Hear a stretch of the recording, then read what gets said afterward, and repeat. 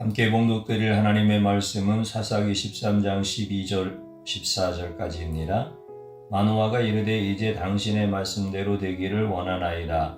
이 아이를 어떻게 기르며 우리가 그에게 어떻게 행하리이까?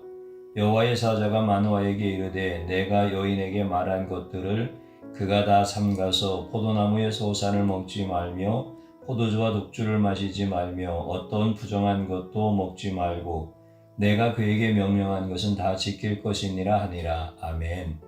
주님의 보혈로 다 씻어주시고 오늘 또 예배 중에 우리와 함께 하시는 하나님께서 여러분들의 모든 삶을 치유하시고 온전히 회복시켜 주시는 줄로 믿습니다. 여러분들을 사랑하시는 하나님 아버지께서 여러분들이 어느 곳에서 예배 드리든지 그 시간과 장소를 구별하시고 여러분들을 환영하시고 환대하여 주십니다. 오늘도 좋으신 우리 하나님 아버지와 함께하는 시간이 되시며 특별히 말씀 속에서 우리에게 계시하시는 예수님을 깊이 만나시고 예수님과 동행하는 한 주간이 되어지기를 주님의 이름으로 축복합니다. 저는 예수님의 교우이라고 하는 제목으로 함께 은혜를 받고자 합니다. 사람은 어린아이로 시작해서 성장을 하게 되고 언젠가 어른이 되고 결혼을 하고 자식을 낳게 됩니다. 이것이 인생의 흐름입니다. 그 낳은 자식을 누구나 잘 키워서 좋은 사람이 되도록 양육을 잘하는 것은 모든 부모의 큰 바람이고 소망입니다. 부모의 심정은 자식의 부모의 현재 모습보다 앞으로 더 크고 더 잘 되기를 간절히 원하는 마음으로 양육을 하게 되어집니다. 그러나 부모의 마음대로 자식이 양육되지 않는 것이 세상의 이치이고 현상입니다. 그래서 부모는 자녀를 잘 양육하기 위해서 야단치고 꾸짖으며 심지어 매로 때리기까지 합니다. 그러나 일부 잘못된 부모들은 자녀가 조금이라도 거슬리고 잘못하면 심한 매로 사정없이 때려서 오히려 자녀들이 잘못되고 탈선하는 경우가 있습니다. 처음에는 자녀를 올바로 기르기 위해서 매를 한두 번 사용하지만 결국 그 매는 자녀가 잘못된 길을 가는 것을 더 부추기는 도구가 되어집니다. 어느 순간 부모가 감정을 조절하지 못하고 교정의 시작은 좋았지만 나중에 도가 넘으면 가정의 구성원들이 서로 신뢰와 사랑이 깨지는 아픔을 겪게 되어집니다. 자녀를 교육할 때 부모가 필요 이상으로 자녀의 모든 말과 행동에 집착과 간섭을 하며 자녀의 독립적인 인격성은 오히려 발전하지 않고 깨어집니다. 한국 사회의 가장 심각한 3대 폭력은 가정폭력과 학교폭력과 군대폭력입니다. 가정에서 맞고 자라는 아이는 학교에서 남을 때리며 성장하고 군대에서는 인간이 아닌 짐승으로 변하기 쉽습니다. 또한 가정폭력의 피해자가 된 자녀는 학교에서도 누군가에게 맞고 다니고 군대에 가서도 폭력과 고문을 계속 받게 되어질 수 있습니다. 인간이 아니라 짐승처럼 대우받으며 비참하게 살게 되어집니다. 가정폭력의 예로서 아내를 상습적으로 때리는 남편들은 어릴 적에 매를 맞고 자란 경우가 많습니다. 맞아본 사람이 때리고 사랑을 받아본 사람이 사랑을 줍니다. 이 세상 모든 남편이 극심한 스트레스를 받고 사업이 안 되고 신경이 날카롭다 할지라도 아내에게 폭력을 다 휘두르는 것은 아닙니다. 현재 한국 사회 전반에 독처럼 퍼져 있는 폭력을 막으려면 부모부터 먼저 자녀 교육에서 가정폭력을 없애야 합니다. 가장 손쉬운 교육 방법이 바로 지나친 양육의 매입니다. 이런 유혹으로부터 부모와 교사는 쉽게 넘어가는 것이 한국 사회의 현실입니다. 바로 이것이 우리 시대의 폭력이 대물림되어 사회를 병들게 하는 아픔이고 고통입니다. 삼손의 부모 마누아와 그의 아내는 기다리고 기다리던 아들을 임신해서 출산을 하게 됩니다. 이 아이는 분명히 마누아와 그의 아내가 낳았습니다. 그들의 자녀입니다. 그들의 기쁨이고 그들의 미래입니다. 부모는 자신들을 닮은 자녀를 낳아서 자신의 뜻대로 양육하고 싶은 것은 당연한 겁니다. 마노아와 그의 아내는 자신들의 모든 것을 물려받아서 자신들의 노년에 자신들을 책임져주고 효도해야 할 자식을 그토록 기다리는데 갑자기 여호와의 사자가 나타나서 너의 아들은 나실인이다. 네 자식은 너의 것이 아니라 바로 여호와의 것이다. 그리고 너의 자식은 너의 뜻과 방법대로 양육하지 말고 여호와의 사자의 뜻대로 양육하고 가르치라고 말씀합니다. 재주는 곰이 부리고 돈은 누가 챙긴다고 하더니 그토록 기다려온 애아들은 마노아와 그의 아내가 출산하고 그의 자녀는 여호와의 하나님의 뜻과 방법대로 키우고 양육하겠다고 한다면 이것은 너무 심한 것이 아닌가? 자녀가 여러 명도 아니고 단 한 명의 아들만 노년에 주고서 그 아들의 양육권에 대하여 왈가불가하는 것은 하나님일지라도 도가 지나친 처사를 넘어서 내 아들을 도둑맞는 심정까지 들게 되어집니다. 내 자녀를 내 맘대로 키워야 그것이 부모이지 하나님이 왜 양육의 방법까지 함부로 언급할 뿐만 아니라 명령까지 하는지 이해하기가 쉽지 않습니다. 자녀는 부모가 양육권을 가지고 행사할 수 있어야 부모가 되지 않습니까? 무엇을 먹고 마시는 것도 부모가 양육할 때 가르치는 것인데 그 당시의 일반적인 포도주까지 먹지 말라고 주님이 명령하는 것은 자녀의 양육권에 대해서 지나친 간섭이 아닙니까? 우리가 이런 상황이라면 우리도 쉽게 받아들이기 어렵고 이해하기 쉽지 않습니다. 태초에 하나님께서 인간을 부족함 없도록 창조하시고 그를 위해서 아주 좋은 에덴 동산을 만드셨습니다. 그 아름다운 에덴 동산에서 완벽하게 창조받은 아담은 모든 것이 생소하고 모든 것이 처음이었습니다.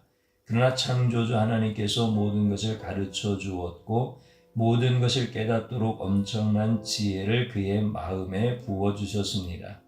하나님께서 인간을 창조하고 가만히 놔둔 것이 아니라 하나님이 만든 이 세상을 다스릴 수 있도록 체계적이고 완벽한 교육으로 날마다 양육해 주었습니다. 음식을 주었고 좋은 환경을 만들어 주었고 모든 피조물들을 다스리라고 관리할 수 있는 엄청난 지혜와 지식과 상상할 수 없는 능력을 부어주셨습니다. 아담은 전능하신 하나님께서 직접 가르친 첫 번째 사람입니다. 하나님의 양육은 완벽했고 하나님의 양육은 세밀했습니다. 아담은 창조되고 얼마 지나지 않아 하나님의 완벽한 양육으로 인하여 모든 것들을 빨리 배우고 익히게 되었습니다. 그런데 아담의 마음이 하나님이 주신 자신의 지혜와 지식에 엄청난 것을 보고 다른 생각이 들어갑니다. 하나님에게 양육받는 존재가 아니라 자신의 모든 것들을 양육하는 존재로 가르치는 존재의 자리에 오르고 싶었던 것입니다. 다른 피조물보다 절대적으로 뛰어나지만 오직 하나님 한 분보다 못하기 때문에 그 하나님만 꺾으면 자신의 세상이 되고 자신이 주인이 되고 자신이 다스리게 된다. 결국 하나님의 명령을 어기고 하나님이 하지 말라고 말한 것을 무시하고 외면하고 하나님의 대적자가 되어집니다. 그렇게 인간은 죄가 들어오고 그 아름답고 풍요로운 에덴 동산에서 쫓겨나게 되어집니다. 비참하게 쫓겨날 때 하나님이 주신 그 어마어마한 지혜와 지식의 상당 부분이 없어지게 됩니다. 이제 인간은 자신이 낳은 자식을 자신의 부족한 지혜와 부족한 지식으로 직접 키워야 하고 돌보아야 합니다. 자식을 낳아도 제대로 가르칠 수 없는 가련한 인생이 되어서 부모인데도 불구하고 자식이 아플 때 고쳐주지 못하고 자식이 힘들 때 도와주지 못하고 자식의 질문에 답변하지 못하고 절절 매는 자가 되어집니다. 타락한 인간은 자식을 낳을 줄은 알아도 기를 줄을 알지 못하고 제대로 양육하지 못하게 되어집니다. 제대로 돌보지 못하는 미개한 짐승과 같은 존재가 되었습니다. 부모의 마음에 안 든다고 어린 자식을 두들겨 패고 부모의 뜻대로 안 한다고 어린 자식에게 모욕과 악담을 하고 부모의 뜻대로 못 따라온다고 비아냥거리는 한심한 피조물이 되어진 것입니다. 인간이 하나님을 대적해서 타락한 후에 인간은 다른 피조물과 비교할 수 없는 가장 뛰어난 위치에서 순간마다 후회로 가득 찬 인생을 사는 자로 가슴을 치며 사는 존재가 되었습니다. 노년의 자식을 얻은 마노아와 그의 아내는 이 아이를 어떻게 기르며 이 아이에게 어떻게 행하여야 하겠습니까? 라고 하나님께 묻습니다. 사람의 노력이 아니라 주님의 뜻에 의해서 태어난 아들이라면 분명히 훌륭한 삶을 살게 될 텐데 시골 농부의 자질로서 잘 키울 용기가 나지 않아서 하나님께 간절히 부탁한 것입니다. 어떻게 키워야 하냐고. 그래서 여호와의 사자는 정확하고 분명하게 가르쳐 줍니다. 여호와께 선택받고 헌신한 나실인으로서 술과 독주를 멀리하고 부정하다고 지정된 것들을 멀리하며 주님의 모든 계명을 지키고 주님을 찾고 구하는 자로 살라고 가르쳐 주었습니다. 다시 말해서 삼손은 하나님의 양육 방법으로 하나님께서 키워서 이스라엘의 구원자로 크게 사용하겠다는 뜻입니다. 하나님께서 에덴 동산에 아담에게 직접 지혜와 지식을 주고 능력을 주셨던 것처럼 삼손도 위대한 자가 되도록 역사해 주겠다는 은혜로운 말씀입니다. 삼손을 하나님께서 직접 양육하시겠다는 말씀은 장차 오실 예수님도 하나님의 말씀으로 양육되어 세상을 구원할 구세주의 사명을 감당하게 될 것을 예표하는 말씀입니다. 예수님께서는 이집트에서 유년 시절을 보냈습니다. 갈릴리 나세렛 촌 구석에서 자랐습니다. 그러나 하나님의 말씀을 사모하고 그 말씀을 가까이 하며 그 말씀을 따라 하나님을 깊이 경외하기 때문에 예루살렘에 올라가서 제사장과 바리새인들과 율법사들 앞에서 하나님의 말씀을 풀어주고 그들의 난해한 질문에 명쾌하게 답변해 주시며 많은 사람들을 놀라게 합니다. 누가복음 2장 46절에 보면 사울 후에 성전에서 만난즉 그가 선생들 중에 앉아서 그들에게 듣기도 하시며 묻기도 하시니 듣는 자가 다 그 지혜와 대답을 놀라게 여기시더라. 이와 같이 예수님은 대단한 지혜와 지식이 있었습니다. 예수님이 이 땅에 메시아로 왔을 때 예수님은 하나님의 말씀으로 직접 양육을 받아서 그의 부모들이 놀라운 광경을 보고 깜짝 놀라는 사건입니다. 예수님의 부모였던 요셉과 마리아는 율법을 깊이 있게 아는 자가 아닙니다. 예수님을 율법으로 가르칠 만한 능력도 지식도 없습니다. 그러나 하나님의 영이 예수님을 직접 양육했기 때문에 예수님은 이미 12세에 말씀으로 충만하셨습니다. 삼손처럼 예수님처럼 하나님께서 특별히 양육하는 자는 부모와 주변 환경에 상관없이 하나님의 영에 의해서 양육을 받게 되어집니다. 그래서 민족을 구할 수 있는 뛰어난 존재가 되어집니다. 예수님은 이 땅에 내려온 완전한 인간이었지만 예수님 안에 있는 거룩한 영은 바로 하나님의 영이었습니다. 예수님은 자신이 어떻게 양육되어야 하는지 정확히 이해하고 정확히 판단하고 있었습니다.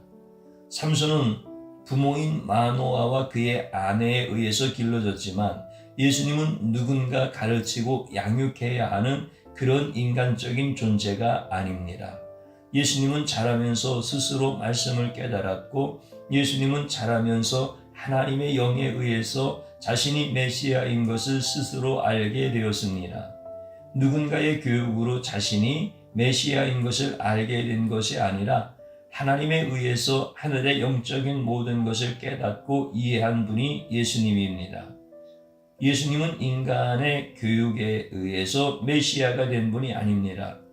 그 안에 있는 거룩한 신성이 자기 자신이 누구인지를 알려주었고 그 안에 있는 신적인 속성이 하나님의 말씀에 대해서 어떤 학자보다도 더 뛰어나게 되었던 것입니다.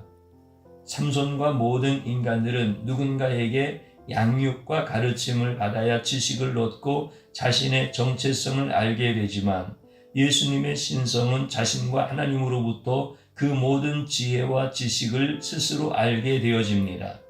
예수님의 신성은 어떤 피조물의 스승도 필요하지 않고 오직 자신의 스스로 모든 지식을 알고 완전한 신적 지식을 스스로 가지게 되어집니다. 예수님은 하늘에서 내려온 구원자 메시아입니다. 그는 누구에게 배우거나 가르쳐줄 스승이 필요하지 않았습니다. 그러나 많은 사람들은 예수님의 지적 수준을 의심했습니다. 예수님의 부친이었던 요셉은 목수였고 예수님도 목수였다고 성경은 말하고 있습니다. 목수라는 직업은 율법을 깊이 연구할 수도 없고 또한 깊이 이해할 수가 없습니다. 목수라는 직업은 생계를 위해서 부단히 땀을 흘려서 간신히 먹고 사는 자입니다. 납비들은 출생 때부터 머리가 뛰어난 자들이고 하루에 서너 시간을 자면서 율법 연구에 평생을 매진하는 자들입니다. 그들은 예수님이 율법을 아는 것처럼 행동하고 있다고 말하고 율법을 조금 아는 것을 부풀려서 말하고 다닌다고 욕했습니다. 예수님의 말들을 신뢰하지 않았고 예수님의 성경 지식을 무시했습니다. 갈릴리 촌동네에 무식한 젊은 목수가 배우지도 못하고 좋은 학벌도 없고 스승도 없는 자가 말을 떠벌리고 다닌다고 비아냥거렸습니다. 납비들처럼 체계적인 교육도 받지 못하고 학벌도 근본도 없는 자라고 수근수근거렸습니다.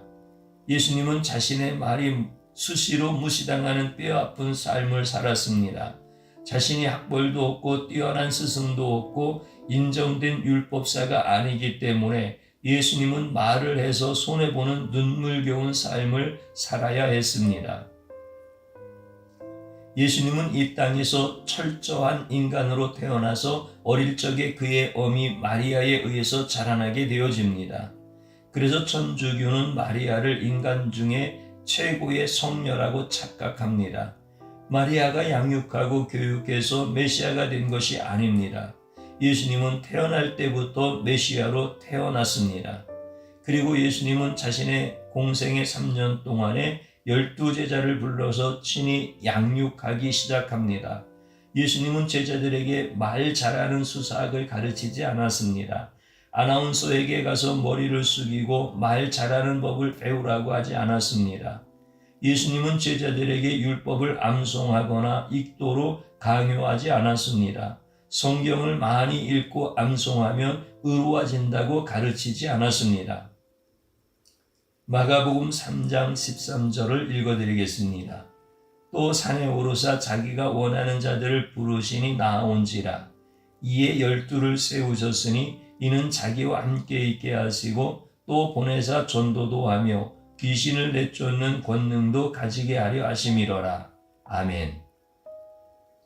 예수님은 12제자를 양육하는데 오직 자신의 삶의 모든 것을 보여주고 함께하는 양육의 방법을 원했습니다.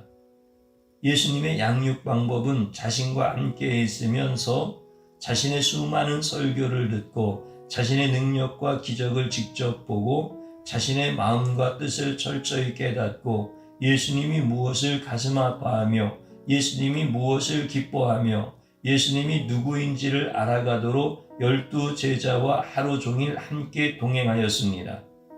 그들과 개인적으로 대화를 나누고 전체적으로도 끊임없이 대화를 나누었습니다. 제자들이 어리석고 우둔한 질문에 상세하게 답변을 해주셨고 제자들이 믿음이 없을 때는 꾸짖으며 믿음을 심어주셨습니다. 제자들이 안식일에 배고플 때에 유대 랍비들이 비난을 하며 랍비들을 꾸짖으며 안식일이라도 배를 채워주셨고 제자들이 너무 배고파서 음식을 보자 손과 발을 깨끗이 씻지 않고 허둥지둥 먹을 때 유대 종교 지도자들이 철이 없고 전통에 따라 씻지 않는다고 꾸짖고 책망할 때 예수님께서는 종교 지도자들의 거룩하고 깨끗한 척하며 속은 너무나 추하다고 책망하며 제자들을 변호해 주셨습니다. 예수님의 양육 방법은 제자들을 모든 비난과 자책으로부터 철저히 지켜주며 예수님의 삶이 모든 것을 보여주며 날마다 자신의 행동과 생각을 가감하지 않고 다 보여주셨습니다. 바로 이것이 12사도를 탄생시킨 완벽한 양육의 방법이었습니다. 인간의 양육은 자신은 하지 못하면서도 자식에게 잘하라고 강요하는 반쪽짜리 교육이지만 예수님의 양육은 자신의 모든 삶을 보여주면서 예수님처럼 행동하고 예수님처럼 생각하고 예수님처럼 판단하고 예수님처럼 하나님을 경외하도록 해주셨습니다. 예수님은 자신이 못하는 것을 제자들에게 양육시키지 않았습니다.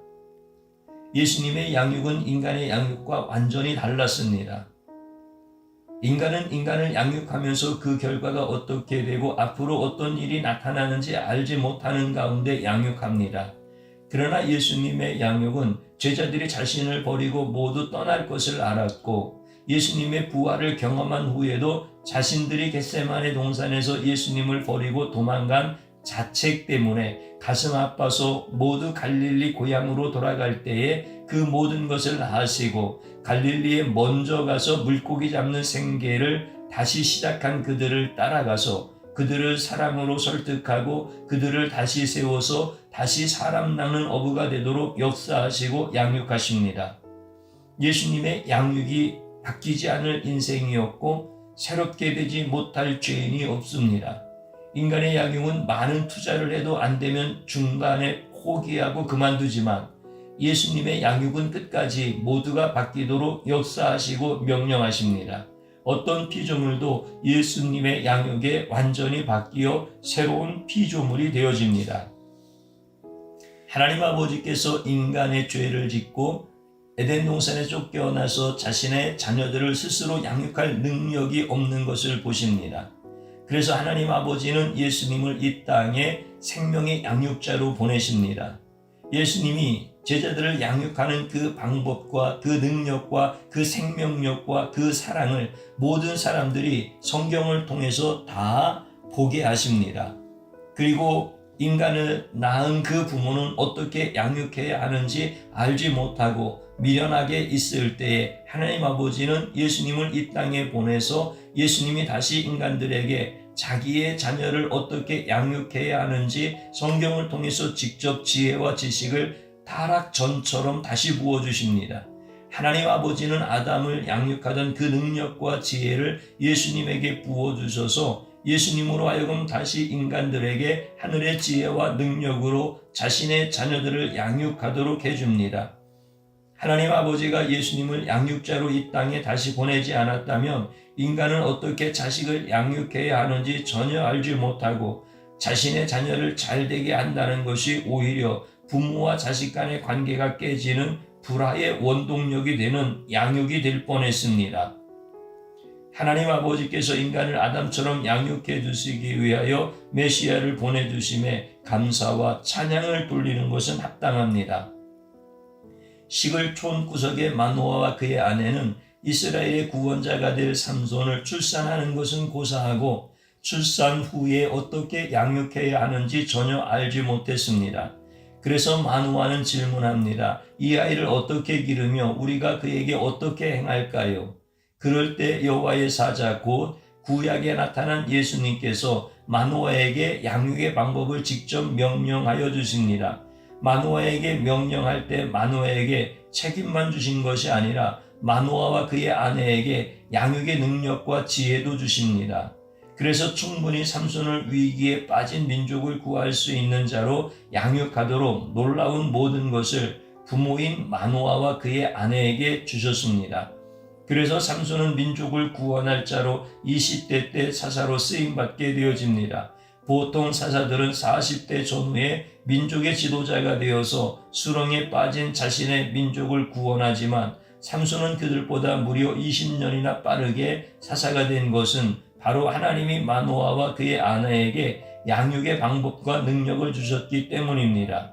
아무리 시골 촌에서 무식한 부모 밑에서 태어나도 예수님께서 양육의 방법과 능력을 주시며 마노아처럼 아주 훌륭한 사사로 키우는 놀라운 역사가 일어납니다. 마노아는 알았습니다. 주님이 원하는 양육이란 무엇인지 정확히 알았고 20년 동안 이스라엘 민족을 위해서 쓰임받는 자로 기르는 복을 받았습니다.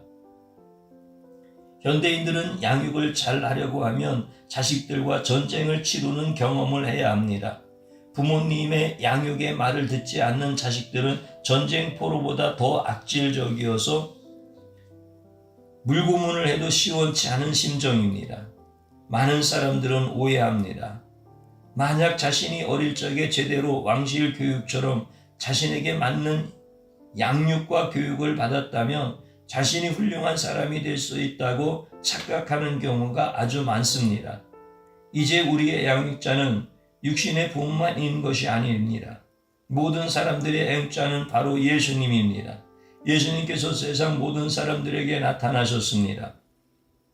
어린이든 어른이든 상관없이 죽을 때까지 모든 사람들을 양육해 주시는 분은 바로 생명의 인도자이시고 생명의 양육자이신 예수님입니다. 예수님은 오늘도 수많은 영혼들을 양육해서 하늘에서 주신 한 번밖에 없는 인생을 멋지고 아름답게 살도록 해주십니다. 그러나 오늘날 수많은 영혼들은 예수님의 양육을 철저히 거부합니다. 타락한 아담처럼 자신의 힘으로 자신을 양육하고 자신의 능력으로 자녀들을 양육하다가 결국 노년에 자식들에게 버림받는 비참한 인생을 살게 되어집니다. 이제라도 예수님이 자신과 자식들을 양육할 수 있도록 두 팔을 벌리고 예수님 품으로 들어가야 합니다. 예수님의 모든 명령을 준행하며 예수님의 양육을 받아야 합니다. 그럴 때에 나의 생의 멘토는 인간이 아니라 완전하신 신이며 예수님이 나의 인생의 부모와 스승은 바로 생명의 근원이신 예수님이 됩니다. 성도와 그의 자녀들을 보면 엉망인 경우가 참으로 많습니다. 성도라고 해서 자녀들을 잘 양육하는 자가 아닙니다. 어떤 성도는 고3인 자녀를 교회도 제대로 다니지 못하게 하면서 신앙생활을 하지 못하게 하고 어떤 성도는 자신의 자녀를 예수님의 명령과 방법으로 양육하는 것이 아니라 부모 자신의 비전과 방법대로 교육하는 자가 바로 오늘날 대부분의 성도들의 삶입니다. 그래서 성도의 집안을 살펴보면 믿음의 집안에서 부모와 자식 간의 관계가 금이 가고 깨어지고 심지어 호적에서 파내기 일보 직전에 있는 살벌한 집안들도 있습니다. 그렇게 망가진 집이라도 예수님의 명령대로 양육을 하면 예수님은 오늘부터 개입해서 인간의 지혜와 능력이 아니라 예수님의 지혜와 능력으로 인간 부모를 양육하고 인간 자식을 양육해서 다시 모든 것을 회복시켜 주십니다. 마치 그동안 평생을 예수님 뜻대로 양육한 것처럼 모든 것을 아주 완벽하게 해주는 분이 바로 예수님입니다. 이런 예수님은 오늘도 수많은 성도의 집 앞에서 들어가지 못하고 문 밖에서 서성거리고 계십니다. 이것이 오늘날 성도의 현실이고 실제적인 참담한 모습입니다. 그러나 예수님의 성도라면 오늘부터라도 예수님의 명령대로 양육받겠다고 문을 활짝 열어주는 자가 바로 예수님의 성도들입니다. 오늘 말씀을 듣고 돌이키는 자가 성도입니다. 성도란 원래 깨끗한 자가 아닙니다. 어제까지 더러웠지만 말씀으로 회개하고 다시 새로워진 자가 성도입니다. 성도들이 예수님의 명령대로 양육을 받겠다고 한다면 오늘 또 예수님이 그 집을 직접 양육해서 복을 넘치게 부어주십니다. 부모와 자식은 세상에 둘도 없는 친구처럼 되고 부모와 자식은 돈 때문에 싸우는 자가 아니라 돈이 없어도 친밀한 사이로 서로 살게 하십니다. 이런 성도의 집은 오직 예수님이 양육하는 집에서만 일어납니다. 우리는 우리 자신의 양육권을 포기하고 모든 양육권을 예수님께 드려야 합니다. 예수님께서 나 자신을 양육하시고 내 자녀를 양육하시고 내 자녀들을 다스리고 예수님의 말씀과 계명과 명령에 따라 사는 자가 되게 해달라고 그분 앞에 엎드려야 합니다. 그분 앞에 머리를 숙여야 합니다. 내 자녀의 양육권을 포기한 것처럼 내 기업의 양육권도 포기하고 내 사업의 양육권도 포기하고 내 인생의 양육권도 포기하고 예수님의 명령에 따라 모든 것을 다 지키겠다고 하면 예수님은 친히 우리의 삶에 나타나서 우리가 포기한 모든 영역을 자신이 직접 양육하고 다스리십니다. 예수님 자신의 무한한 지혜와 지식과 능력을 우리에게 쏟아 부으셔서 우리로 하여금 예수님의 뜻에 부합한 마음으로 모든 것을 잘 다스리고 모든 것을 잘 이룰 수 있습니다. 우리가 언제부터 우리 자신의 모든 양육권을 포기하고 예수님 앞에 엎드려서 자신의 능력과 자신의 무지함을 고백하고 예수님을 필요로 하는 자가 되느냐가 바로 예수님의 도우심을 받는 시점이 되고 예수님의 역사가 일어나는 기적의 시간이 됩니다. 기적을 바라는 마음에서 말로만 한 순간 포기하고 말로만 엎드린 척하다 예수님은 정확하게 아십니다. 사람을 속여도 신적 권세가 있는 예수님을 속일 수는 없습니다.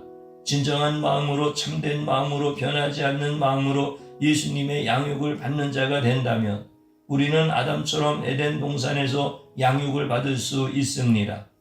우리 모두가 이런 자가 되어야 합니다. 예수님이 어떻게 제자들을 양육했고 예수님이 어떻게 우리들을 양육하시는가, 이것은 누구에게나 가장 궁금합니다. 바로 이것에 대하여 성경은 자세히 기록되어 있습니다. 성경을 날마다 가까이 하면 예수님의 양육 방법과 지혜를 배우고 예수님의 명령을 따라 순종하고 기꺼이 기쁨으로 복종합니다. 예수님에게 양육받는 것은 즐거운 마음으로 자원하며 마치 큰 상을 받는 것처럼 즐거워하는 자가 되어집니다.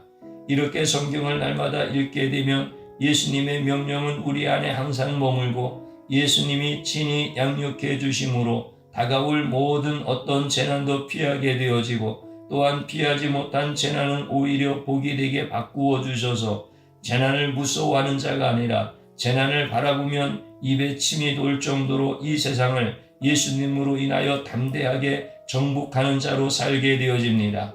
성경을 멀리하고 성경을 읽지 않으면 구원파와 신천지와 통일교 같은 이단들이 다가와서 성경 몇 구절 보여주면 힘없는 일인병이 고창에게 끌려가서 고문당하듯 마귀에게 끌려가서 진리를 떠나며 비참한 인생을 살다가 비참한 말년을 살게 되어집니다. 성경을 가깝게 하는 것이 예수님의 양육을 받는 길이고 성경을 가깝게 하는 것이 자식을 가장 잘 양육하는 비결입니다. 만약 계속해서 성경을 멀리하면 자식을 명문대 보내고 말년에는 그 자식 집에도 가지 못하고 전화도 못하는 비참한 인생이 될 수 있습니다. 오늘부터 예수님의 양육의 비결인 생명의 책을 가까이 읽어서 한 번밖에 없는 인생이 가장 복되고 가장 신나고 가장 즐거운 인생이 되어야 합니다. 그래서 자식들은 가장 존경하는 분이 부모님이 되어지고 부모들은 가장 신뢰하는 자가 자식이 되는 행복한 가정이 되도록 하여야 합니다. 행복한 가정은 돈 뭉치 위에서 피어나는 것이 아니라 행복한 가정은 예수님의 말씀 위에서 피어나는 것입니다. 사랑하는 성도님 여러분, 여러분들은 이제 하나님의 오묘하신 섭리와 예수 그리스도의 사랑으로 인하여 최초의 인간 아담에게 하나님께서 친히 가르치신과 같이 예수님이 친히 여러분들의 양육자가 되어주셔서 여러분들을 치유하시고 회복시켜 주시며 정복하고 다스릴 수 있는 지혜와 지식을 가지고 살도록 이끌어 주십니다. 두려워하지 마시고 예수님께 자신의 모든 양육권과 자녀의 양육권을 맡기시고 그분의 말씀을 배우시기를 주님의 이름으로 축복합니다. 저를 한번 따라서 해보시기 바랍니다. 내가 예수님께 양육받기를 거부하고 자녀를 세상의 방법으로 양육하였습니다. 미련하고 악한 죄악을 용서하소서. 진심으로 회개하십시다. 또 한번 따라서 하십시오. 나를 예수님의 말씀으로 양육하여 주소서. 자녀의 양육권을 예수님께 드리게 하소서. 아멘. 마지막으로 한번 따라서 하십시오. 나의 방법대로 자녀를 양육하면 함께 불행한 가정이 되고 예수님의 방법대로 부모와 자녀가 양육을 받으면 반드시 복을 받는 가정이 된다. 아멘. 주님 한번 부르고 기도드립니다. 주여, 오늘도 우리에게 오셔서 자신을 나타내시며 우리의 양육자가 되어주시는 주님을 찬양하고 주님께 감사를 드립니다. 그러나 나는 내 자신이 스스로 양육받기를 원했고 내 자녀를 내가 부모로 양육하기를 원했던 미련하고 악한 자입니다. 주님의 양육이 나를 가장 존귀하게 하며 내 가정을 가장 복된 가정으로 세우셔서 우리 하나님께서 가장 아름다운 존재로 사용하고 싶어 하셨지만 나는 그것을 정면으로 거부한 악한 자입니다. 주님 진심으로 회개하오니 주님 나타나 주셔서 저와 자녀들을 양육하여 주옵소서. 진심으로 머리를 숙여 회개하며 무릎을 꿇고 회개하는 사랑하는 성도들의 가정들의 모든 하나님의 친히 간섭하심과 우리 예수 그리스도의 사랑으로 양육하시는 것이 그대로 나타날 수 있도록 축복하여 주옵소서. 오늘 우리에게 주신 생명의 말씀이 이제 듣고 잃어버리는 것이 아니라 우리의 마음밭에 새겨짐으로 인하여 나에 대한 것과 자녀에 대한 모든 양육권을 주님께 드리게 하여 주옵소서. 주님 나를 가르치시옵소서. 내가 주님께 순종하게 싸우니 주님 말씀하여 주옵소서. 하나님의 말씀인 성경을 가까이 하며 그 말씀을 주님이 친히 풀어주시고 밝히 보여주심으로 인하여 예수 그리스도로 말미암아 완전한 구원의 자리와 완전한 축복의 자리로 나아가게 하여 주옵소서. 예수님의 이름으로 기도드리옵나이다. 아멘.